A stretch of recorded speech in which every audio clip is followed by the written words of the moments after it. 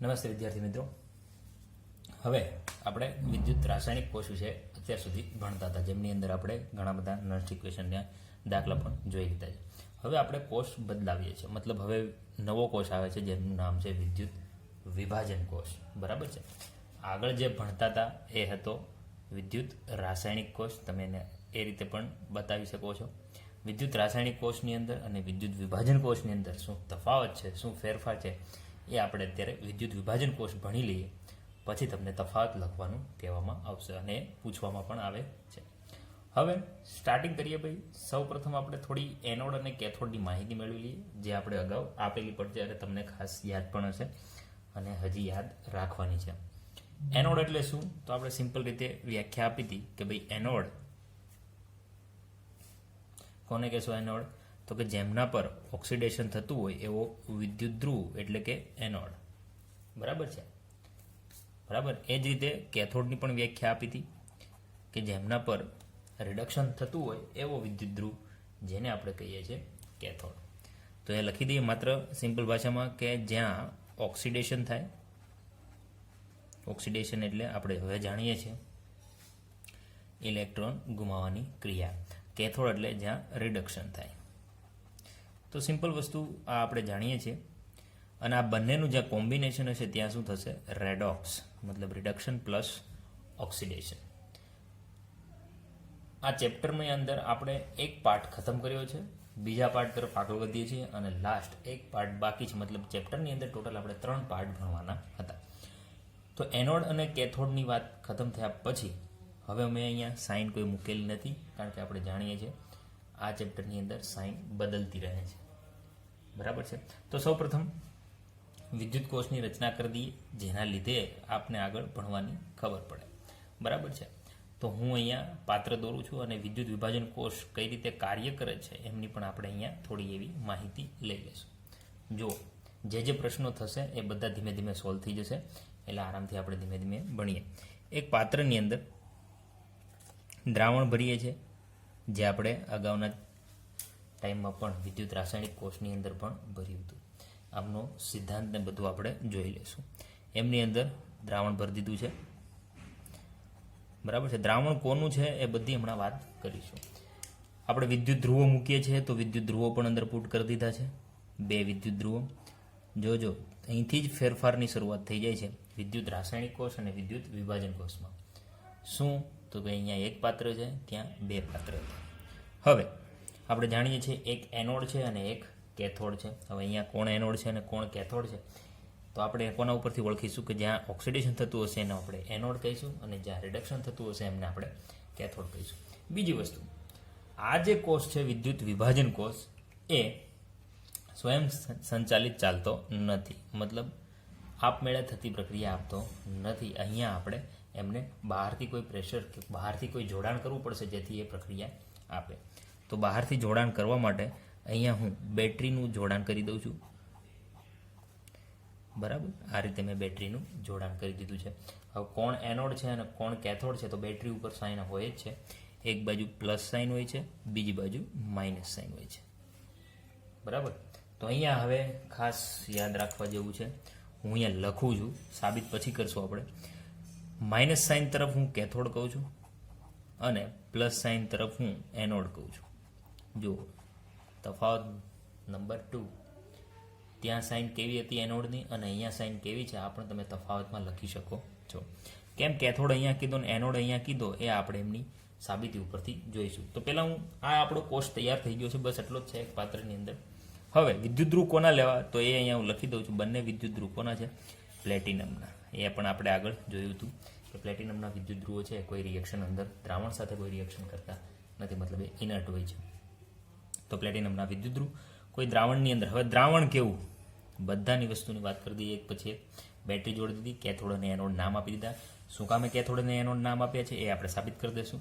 વિદ્યુત ધ્રુવો પ્લેટિનમના છે, ઇનર્ટ હોય છે, અને અંદર જે વિદ્યુત વિભાજ્ય દ્રાવણ ભરેલું છે એ કેવું હશે, તો કે એમની અંદર આયનિક બોન્ડ, બરાબર, જેને ઇલેક્ટ્રો બોન્ડ તરીકે પણ ઓળખવામાં આવે છે.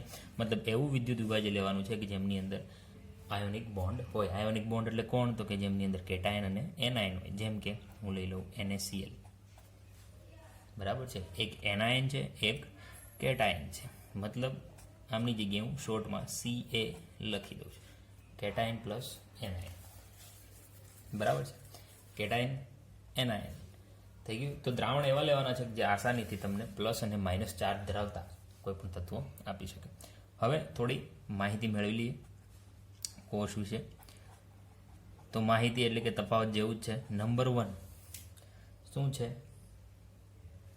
તો કે નંબર 1 ની અંદર આપણે જોઈએ છીએ એમનો સિદ્ધાંત, કે આ કોષનો સિદ્ધાંત શું છે. તો આ કોષનો સિદ્ધાંત શું હશે? તો આગળનો જે કોષ હતો એમનો સિદ્ધાંત શું હતો? આપણે જાણીએ છીએ વિદ્યુત રાસાયણિક ઉર્જાનું, બરાબર, મતલબ કે રાસાયણિક ઉર્જાનું શેમાં રૂપાંતર કરતો હતો? વિદ્યુત ઉર્જામાં. આ એમનું ઊંધું છે, જસ્ટ ઊંધું, કારણ કે અહીંયા બેટરી જોડેલી છે તો ઊંધું થઈ જશે કે આમનું સિદ્ધાંત છે વિદ્યુત ઉર્જાનું શેમાં રૂપાંતર કરશે? રાસાયણિક ઉર્જામાં. વિદ્યુત ઉર્જાનું રાસાયણિક ઉર્જાની અંદર રૂપાંતર કરે છે. નંબર 2, આપણે અહીંયા બેટરી જોડેલી છે, મતલબ કે રિએક્શન સ્વયં સંચાલિત નથી, આપમેળે થતી નથી, મતલબ કે રિએક્શન છે બિન સ્વયં સંચાલિત. કમ્પ્લીટ વસ્તુ છે. પ્રક્રિયા આપમેળે થશે નહીં. જ્યાં સુધી તમે બેટરી નહીં જોડો ત્યાં સુધી આ પ્રક્રિયા થવાની નથી. શું થવાનું છે બધું આપણે આગળ જોઈશું. હવે આપમેળે થતી નથી, તમે એ પણ લખી શકો છો, આપમેળે ન થાય. આપમેળે નથી થતી તો ત્યાં આપણે જાણીએ છીએ ધોરણ 11-12 ની અંદર ડેલ્ટા જીનું મૂલ્ય આવતું. ડેલ્ટા જીનું મૂલ્ય જો ઋણ હોય, એ આપણે આગળમાં ભણાવી દીધું છે, તો પ્રક્રિયા આપમેળે થાય. પણ અહીંયા પ્રક્રિયા આપમેળે નથી થતી, તો ડેલ્ટા જીનું મૂલ્ય કેવું હશે? ધન, મતલબ કે પોઝિટિવ. ગિબ્સ ઉર્જા છે. કોઈ પ્રણાલી જ્યારે આપમેળે પ્રક્રિયા નથી કરતી, મતલબ અહીંયા આપણે બેટરી દ્વારા પ્રણાલીને ઉર્જા આપીએ છીએ, તો તમે કોઈ કાર્ય જ નહીં કરો અને માત્ર જમીએ જ રાખશો તો તમારી અંદર એનર્જીનું પ્રમાણ વધશે. તો વસ્તુ એવી છે કે બેટરી સ્વયં સંચાલિત કામ નથી કરતી, બહારથી તમે ઓલરેડી એમને એનર્જી આપો છો, તો બેટરીનું જે એટલે કે પ્રણાલી જે છે, દ્રાવણ છે, એમની ઉર્જા વધશે, એમની એનર્જી વધશે એટલા માટે શેના માટે બનાવી છે? પ્લસ માટે. આગળનો જે હતો વિદ્યુત રાસાયણિક કોષ, એમની અંદર ઓટોમેટિક અંદરથી પ્રક્રિયા થતી હતી, એટલે બેટરીની કોઈ જોડાણની જરૂર નહોતી, પ્રણાલી ખુદ પોતે કાર્ય કરતી હતી. એટલે હું કાર્ય કરું તો મારી એનર્જી ડાઉન થવાની છે. તો વસ્તુ અહીંયા એ જ છે કે પ્રણાલી ત્યાં સ્વયં કામ કરતી હતી એટલે એમની એનર્જી ડાઉન હતી એટલે ત્યાં માઇનસ સાઇન, એટલે કે જ્યારે પણ પ્રક્રિયા આપમેળે થાય ત્યારે માઇનસ હોય અને આપમેળે ના થાય ત્યારે કેવી હશે? પ્લસ હશે. તો આ વસ્તુ અહીંયા જોવાની. અને 11-12 ની અંદર થોડુંક ભણશો, 11 ની અંદર તમે ગિબ્સ ઉર્જા વિશે માહિતી મેળવી લીધી છે. હવે કોષ તરફ આગળ વધીએ કે કોષની અંદર કેવું કેવું કાર્ય થાય છે. હવે આપણે આ જ વસ્તુને અહીંયા હું સાઈડમાં બતાવી દઈશ અને નીચે પણ બતાવી, કે આપણે સાબિત કરી દઈએ ભાઈ એનોડ કેમ પોઝિટિવ લીધું અને કેથોડ કેમ માઇનસ છે, એ એમની આપણે વાત કરવાની છે. તો હવે આગળ વધીએ થોડા. એનોડ પર ઓક્સિડેશન થાય છે એ આપણે સાબિત કરું. મેં તો અહીંયા લખી દીધું ભાઈ એનોડ છે અને અહીંયા લખી દીધું કેથોડ છે, પણ એનોડ ઉપર ઓક્સિડેશન થાય છે અને કેથોડ ઉપર રિડક્શન થાય છે એ સાબિત કરવાનું છે. માનો કે મેં દ્રાવણ ભરી દીધું છે કોઈ CA, કેટાયન અને એનાયન. CA નો મતલબ શું થઈ જશે? અહીંયા લખી દઈએ C ફોર કેટાયન, બરાબર, અને A ફોર એનાયન. કમ્પ્લીટ વસ્તુ છે. હવે કેટાયન અને એનાયનની વાત કરવાની હતી. એનાયન એટલે આપણે એ પણ કહી દઈએ, એનાયન એટલે માઇનસ, કેટાયન એટલે પ્લસ. એનોડ ઉપર શું થવાનું છે? હવે જુઓ, બેટરી આપવાની છે, કોઈ પણ જે બળ છે એ કોણ આપવાનું છે? બેટરી. તો અહીંયા પ્લસ છે તો બેટરી આ છેડાને શું આપશે? પ્લસ ચાર્જ આપશે. તો આખો ધ્રુવ કેવો થઈ જશે? પ્લસ થઈ જશે. કમ્પ્લીટ વસ્તુ. એ જ વસ્તુ બેટરી અહીંયા માઇનસ છે તો આ છેડાને શું આપશે? માઇનસ. તો આ જે આખો ધ્રુવ છે એ કેવો થઈ જશે? માઇનસ. મતલબ એક બાજુ ઋણ થઈ જશે અને એક બાજુ ધન થઈ જશે. હવે એનોડ અને કેથોડ ઉપર શું કરવાનું છે જોવાનું. હવે અહીંયા માઇનસ વસ્તુ ભરેલી છે અને પ્લસ વસ્તુ પણ ભરેલી છે, તો એ પણ સમજવાનું છે કે આપણે વિદ્યુત વિભાજન મતલબ દ્રાવણ એવું ભરવાનું છે કે જે આયનીકરણ ફટાફટ થતું હોય. મતલબ હું અહીંયા કેટાયન અને એનાયન લીધેલું છે CA, તો એ પ્રક્રિયા આગળ વધીને શું આપશે? એક કેટાયન આપશે અને એનાયન પણ આપે છે. મેં NaCl નું દ્રાવણ ભરેલું હોત તો Na પ્લસ અને Cl માઇનસ એ આપત. બરાબર છે. આ રીતે અહીંયા આપણે વાત કરેલી છે. હવે આગળ વધીએ તો અહીંયા દ્રાવણની અંદર એક ધન આયન છે, એક ઋણ આયન પણ હાજર છે, મતલબ સંખ્યા વધારે છે, પણ આપણે CA વસ્તુ હાજર છે. તો આ વસ્તુ અહીંયા થઈ ગઈ, બરાબર. હવે ધનને કોની જરૂર પડે, કોના તરફ આકર્ષિત થશે, તો એ ઋણ તરફ. અને ઋણ કોના તરફ આકર્ષિત થશે, એ ધન તરફ. તો એ આપણે અહીંયા જોવાનું હતું કે ચાર્જ ઉપર શું થાય છે. તો માનો કે એ માઇનસ છે, સી પ્લસ છે. માઇનસ કોના તરફ આકર્ષિત થશે, એનોડ તરફ. તો માઇનસની રિએક્શન પહેલાં લખીએ કે એનોડ પર શું થાય છે. તો એનોડ પર થતી પ્રક્રિયા હું આ રીતે લખી શકું કે એનોડ ઉપર એ માઇનસ છે જે આકર્ષિત થાય છે, શું આપશે, ઇલેક્ટ્રોન આપશે. તો એ માઇનસ ઇલેક્ટ્રોન ગુમાવશે. કેટલા ઇલેક્ટ્રોન, હું અત્યારે 1 ઇલેક્ટ્રોન બતાવું છું. હવે હમણે ઇલેક્ટ્રોન એક વધારે હતો, એ ગુમાવી દીધો, તો શેમાં રૂપાંતર થઈ ગયું, એમાં કન્વર્ટ થઈ જશે, બરાબર છે. આ વસ્તુ છે અહીંયા. હવે કેથોડની વાત કરીએ તો કેથોડ ઉપર ઋણ ચાર્જ વધી ગયો છે, તે કોને આકર્ષિત કરશે, પ્લસને, બરાબર છે. તો કેથોડ ઉપર પ્લસ છે એ આ ઇલેક્ટ્રોનને એક્સેપ્ટ કરશે, કારણ કે ઋણ ચાર્જ વધી ગયો છે, તો એમને એક્સેપ્ટ કરશે અને એ શેમાં રૂપાંતર થઈ જાય, એમને ઇલેક્ટ્રોનની કમી હતી, તો એ પ્યોર સ્ટેટમાં કન્વર્ટ થઈ જશે, બરાબર. પ્લસ એક ઇલેક્ટ્રોનની જરૂર હતી, તો એમણે પોતાનો એક ઇલેક્ટ્રોન મેળવી લીધો, એટલે ચાર્જ મુક્ત થઈ ગયો. અહીંયા ઇલેક્ટ્રોન વધારે હતા, એમણે ઇલેક્ટ્રોન ગુમાવી દીધા, તો એ પણ ચાર્જ મુક્ત થઈ ગયા. મતલબ અહીંયા ઇલેક્ટ્રોન ગુમાવવાની ક્રિયા થઈ, તો અમને કહેવામાં આવશે અર્ધ ઓક્સિડેશન પ્રક્રિયા. અર્ધ ઓક્સિડેશન. ઓક્સિડેશન થયું આમનું, બરાબર છે. અને ઓક્સિડેશન ક્યાં થાય, એનોડ પર થયું સાબિત આપણે. તો એનોડ ઉપર ઓક્સિડેશન થાય છે. એ જ રીતે અહીંયા ઇલેક્ટ્રોન મેળવવાનું કાર્ય થયું, તો આ જે પ્રક્રિયા છે એ થઈ ગઈ અર્ધ રિડક્શન પ્રક્રિયા. અને રિડક્શન પ્રક્રિયા ક્યાં થશે, કેથોડ ઉપર. તો આપણે એ પણ સાબિત કરી દીધું કે કેથોડ ઉપર રિડક્શન થાય છે, માત્ર સાઇન અહીંયા બદલેલી હોય છે. હવે અર્ધ કેમ કીધું, તો કે જ્યાં પણ ઇલેક્ટ્રોન ભાગીદારી લેતા હોય પ્રક્રિયાની અંદર, એ પ્રક્રિયા કેવી છે, અર્ધ, બરાબર છે. હવે આપણે સંપૂર્ણ પ્રક્રિયા લખીએ. તો સંપૂર્ણ પ્રક્રિયા લખતા મતલબ અહીંયા લખી દઉં છું કોષ પ્રક્રિયા. સંપૂર્ણ પ્રક્રિયા લખીએ આપણે હવે, બરાબર. કોષ પ્રક્રિયા શું થશે, તો આપણે પહેલાં પણ કીધું હતું સમાન સમાન બાજુ કેન્સલ થશે, તો ઇલેક્ટ્રોન ઇલેક્ટ્રોન કેન્સલ થયા.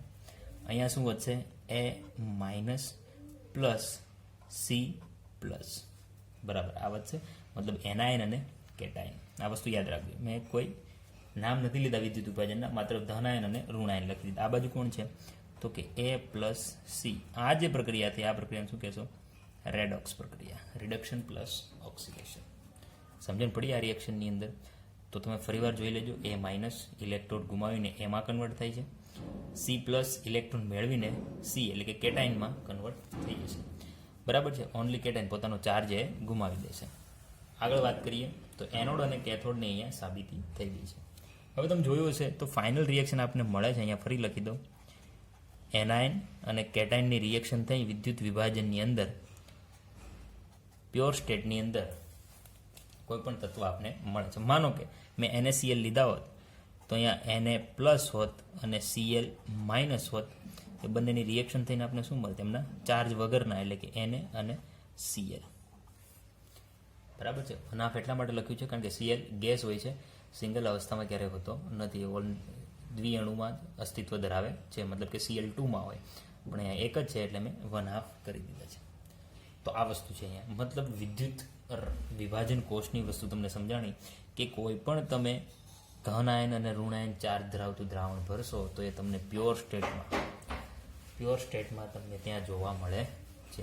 તો વસ્તુ એ જોવાની, કોઈ પણ વિદ્યુત વિભાજન લીધો એનાયન અને કેટાયન તમને અહીંયા ધન અને ઋણમાંથી માત્ર એ પ્યોર અવસ્થામાં તમને જોવા મળે છે. તો આ કામ છે અહીંયા વિદ્યુત વિભાજન કોષનું. આપણે એમના ઉદાહરણ પણ જોઈશું. તો હરેક વખતે તમે એમનું શુદ્ધિકરણ જ્યારે પણ કોઈ તત્વનું કરવાનું હોય તો તમે આ રીતે એમનું શુદ્ધિકરણ કરી શકો છો, બરાબર છે. તો આ આપણો ટોપિક હતો વિદ્યુત વિભાજન કોષ. આમની અંદર જે આપણે જોવાનું હતું, આ ભણી ગયા પછી તમારે હવે વિદ્યુત રાસાયણિક કોષ અને વિદ્યુત વિભાજન કોષ વચ્ચેનો તફાવત શું છે એ તમારે જોવાનો છે. પણ આપણે આગળ હજી થોડું ભણીશું. આમને તમે NaClની બાબતમાં પણ સમજાવી શકો છો, અથવા કોઈ બીજા વિદ્યુત વિભાજ્ય દ્રાવણની બાબતમાં પણ સમજાવી શકો છો. જેમ કે હું NaClની બાબતમાં આપણે સમજીએ, કોની બાબતમાં, NaCl દ્રાવણ તરીકે આપણે પાત્રની અંદર કોને ભરી દઈએ છીએ, NaCl. સમજો હવે. તો અહીંયા એને પ્લસ હશે અને Cl માઇનસ હશે. અહીંયા એ પણ લખી દો, એને પ્લસ કેટાઇન તરીકેનું કામ કરશે અને Cl માઇનસ એનાઇન તરીકેનું. લો, બરાબર છે. હવે એનોડ ઉપર કઈ રિએક્શન થશે? તો અહીંયા આપણે લખીએ એનોડ અને કેથોડ. જોઈએ રિએક્શન અને આપણે નિપજ શું મળે છે એ પણ આપણે કન્ફર્મ કરી લઈએ, જેથી આપણે સમજવામાં સરળતા રહે. ઓકે, તો એનોડ પર શું થશે? ઓક્સિડેશન, મતલબ અહીંયા કંઈક ઇલેક્ટ્રોન મેળવવાનું કે ગુમાવવાનું કાર્ય થતું છે, પરંતુ કહી જ દઈએ છીએ ભાઈ ઓક્સિડેશન છે મતલબ ઇલેક્ટ્રોન ગુમાવવાનું કાર્ય થશે. તો આ રહ્યો આપણો એનોડ. અહીંયા પ્લસ ચાર્જ છે તેના તરફ આકર્ષિત કોણ થશે? Minus charge. તો માઇનસ ચાર્જ તરીકે કોણ છે આપણી પાસે? Cl. તો Cl માઇનસ ઇલેક્ટ્રોન કોને આપશે? પ્લસને. તો એક ઇલેક્ટ્રોન ગુમાવશે અને શેમાં રૂપાંતર થઈ જશે? Clમાં. ચલો, આટલી વસ્તુ સમજાણી. Cl એ પોતાનો માઇનસ ચાર્જ ગુમાવી દીધો અને Clમાં ટ્રાન્સફર થઈ ગયો. આ થઈ ગઈ, બોલો હવે, અર્ધ ઓક્સિડેશન પ્રક્રિયા. કેથોડ તરફની વાત કરીએ તો અહીંયા અવતારો. આકૃતિમાં બતાવેલ પ્રમાણે વિદ્યુત ધ્રુવ પર કેવો ચાર્જ વધી ગયો છે? Minus charge. તો કોણ આવશે? Plus charge. તો પ્લસની વાત કરીએ તો કે ભાઈ એ પ્લસ વિદ્યુત ધ્રુવ પરથી ઇલેક્ટ્રોન મેળવશે, મતલબ આ ઇલેક્ટ્રોન છે મેળવશે એક ઇલેક્ટ્રોન અને શેમાં રૂપાંતર થઈ જશે? એની અંદર, પણ એ તરીકે આપણે લીધો છે એને. તો અહીંયા હું બતાવી દઉં છું એને. આ થઈ ગઈ અર્ધ રિડક્શન પ્રક્રિયા. બરાબર. કોષ પ્રક્રિયા જોઈએ ટોટલ તો સરવાળો કરી દેવાનો છે, જે બંને બાજુ કોમન છે, મતલબ હંમેશા ઇલેક્ટ્રોન કેન્સલ થશે. તો અહીંયા લખીએ આપણે કોષ પ્રક્રિયા શું થશે? બરાબર. અહીંયા આપણે એને છે, એને પ્લસ. તો અહીંયા શું વધશે? Cl માઇનસ પ્લસ એને પ્લસ. આ બાજુ Cl અને એને, તો Cl પ્લસ એને. મતલબ જે NaCl મીઠું લીધેલું હતું એમનું હવે સોડિયમ અલગ થઈ ગયું છે અને એમાંથી ક્લોરીન ગેસ પણ અલગ થઈ ગયો છે. પરંતુ અહીંયા આપણે મીઠું ઘન અવસ્થાની હોય છે, આમની અંદર આપણે મોલ્ટ સ્થિતિમાં ભરવાનું હોય છે. બરાબર છે. મોલ્ટન સ્થિતિ પણ કહી શકો. મતલબ આપણે મીઠાનું કોઈ પણ ઘન પદાર્થનું દ્રાવણ બનાવવાનું હોય છે. હવે દ્રાવણ કઈ રીતે બનાવવાનું હોય છે? તો કે ભાઈ મીઠાને આપણે પાણીમાં નાખી દઈએ તો દ્રાવણ બની જશે, પણ એ બરાબર દ્રાવણ બનતું નથી. મોલ્ટન સ્થિતિમાં ભરવાનું હોય છે. મોલ્ટન સ્થિતિ એટલે મીઠાનું તમે એક ઊંચી ડિગ્રી સુધી ગરમ કરો એટલે પીગળી જશે. એ જે પીગળી જાય છે એ જે અવસ્થા આવી ગઈ એને આપણે મોલ્ટન સ્થિતિ કહીએ. તો મોલ્ટન સ્થિતિની અંદર આપણે અહીંયા દ્રાવણ ભરવાનું હોય છે. તો આ છે વિદ્યુત વિભાજન કોષ. તફાવત તમારે તમારી જાતે તૈયાર કરવાના છે.